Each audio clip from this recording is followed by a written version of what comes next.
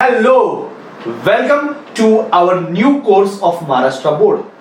ये कोर्स इतना सिंपल बनाया मैंने कि आपका जो फोबिया है, फिजिक्स डिफिकल्ट है, नहीं समझ में आ रहा है, इतना हेवी टेक्स्ट बुक है, क्या पढ़ना है क्या नहीं पढ़ना है, हर चीज में इसमें बताने वाला और बहुत आसानी से।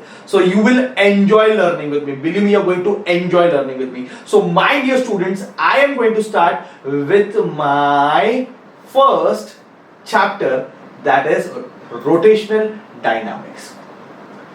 रोटेशनल डायनामिक्स इतना बड़ा चैप्टर है सर, क्या पढ़ना है? बच्चे मुझे पूछते सर इसमें से क्या इंपॉर्टेंट मार्क करो ना कुछ, तो कुछ नहीं, बहुत अच्छे से पढ़ेंगे, बहुत कॉन्फिडेंटली पढ़ेंगे, सिर्फ मेरे इंस्ट्रक्शन फॉलो करो, आपको बहुत इजी लगेगा ये चैप्टर, बिलीव मी, बहुत ज्यादा इजी लगेगा। इसमें बेसिकली दो पार्ट है, अगर आपने देखा रहेगा there are two part. In the first part it is circular motion and in the second part it is rotational motion। तो दोनों मोशन को हम स्टडी करते हैं, सर्कुलर मोशन भी स्टडी करते हैं और रोटेशनल मोशन भी स्टडी करते हैं, ठीक है? तो ये लेंथी हो जाता है थोड़ा चैप्टर। सबसे पहला क्वेश्चन मेरे दिमाग में आता है कि what is the difference between rotational motion and circular motion. सारे बच्चे पूछते हैं कि भाई सर सर्कुलर मोशन और रोटेशनल मोशन में क्या होता है? तो बेस्ट एग्जांपल मैं लेता हूं, I take example of Earth revolving around the sun. And when Earth is revolving around the sun, Earth is performing what? Revolution, circular motion. तो Earth कैसे घूम रही है? Circumference पे घूम रही है और किसी एक फिक्स ऑब्जेक्ट के अराउंड घूम रही है, और वो फिक्स ऑब्जेक्ट क्या है? सन है, जो कि सेंटर में। तो सन सेंटर पे और अर्थ सर्कमफ्रेंस पे घूम रही है। तो मैं बोलूंगा कि earth is revolving, earth is performing circular motion around that point which is outside, where it is at the centre. उसके अराउंड अर्थ क्या कर रही है? सर्कुलर मोशन कर रही है। तो बेसिकली सर्कुलर मोशन समझना बहुत इजी है कि बॉडी सर्कमफ्रेंस पे घूम रही है, बॉडी सर्कमफ्रेंस पे ऐसा घूम रही है, बॉडी सर्कमफ्रेंस पे घूम रही है, एंड ऑब्जेक्ट कहां पे? सेंटर में, जिसके अराउंड वो घूम रही है, या फिर पॉइंट सेंटर पे, उसके अराउंड वो घूम रही है, which is outside.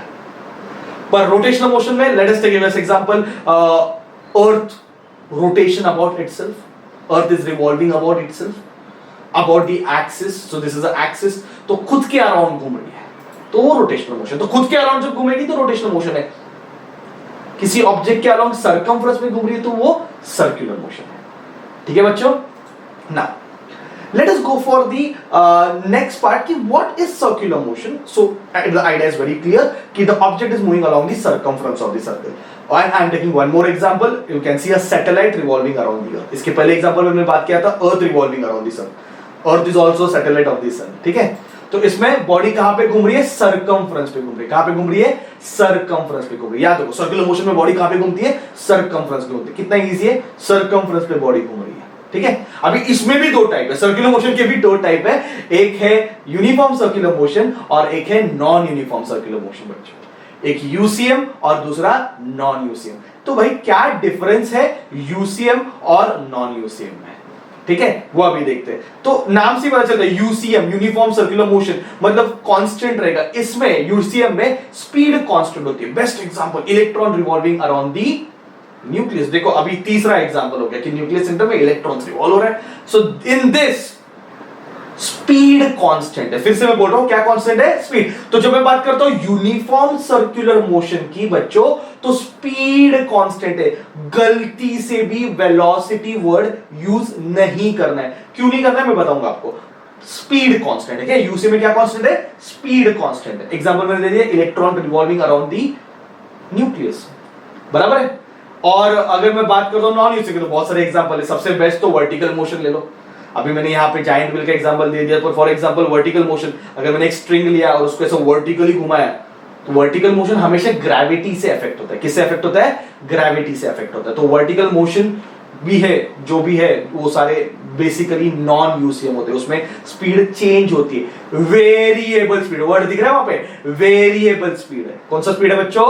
Variable speed है, ठीक है ना? यूसीएम नॉन यूसीएम समझ में आ गया, बेसिक समझ में आ गया कि सर्कुलर मोशन क्या है, उसके दो टाइप है।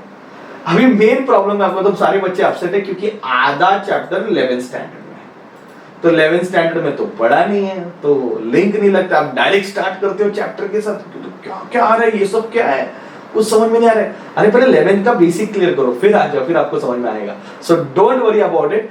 आई am going to take lectures, few lectures, जिसमें मैं 11th के कुछ कॉन्सेप्ट लिंक करूंगा, आपके कुछ क्लियर करूंगा, ताकि आपको लिंक लगे इस चैप्टर के साथ, ठीक है, और आपको चैप्टर बहुत कॉन्फिडेंसली आ जाएगा, ठीक है।